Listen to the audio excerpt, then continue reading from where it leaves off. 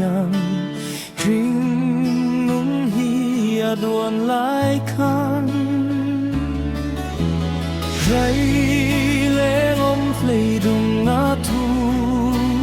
len ni Ring nun hi alu duan le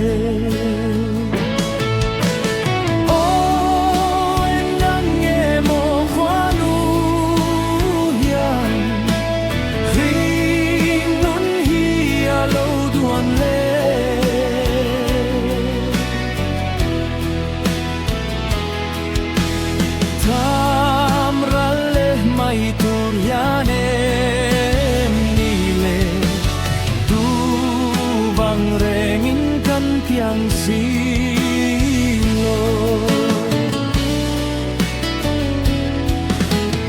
mi mang piangin sia lang kan sei lian hai ang tara pamrali o dam chan hi nei ta kang gi mo he sual kulpuya oi ngan ye mo khonu yan ring nun hi alo duan le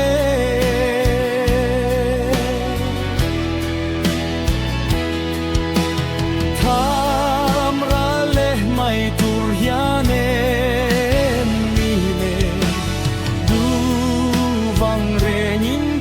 yang silo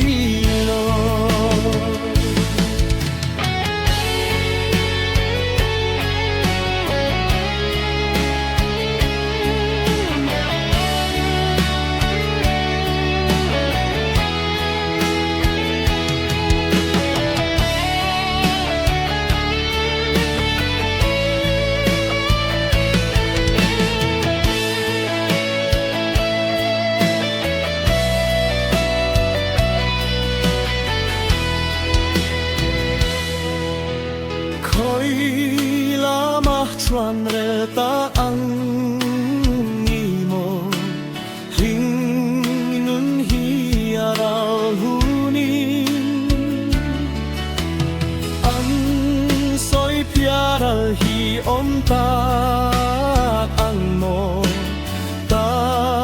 chuan eng tin zel mo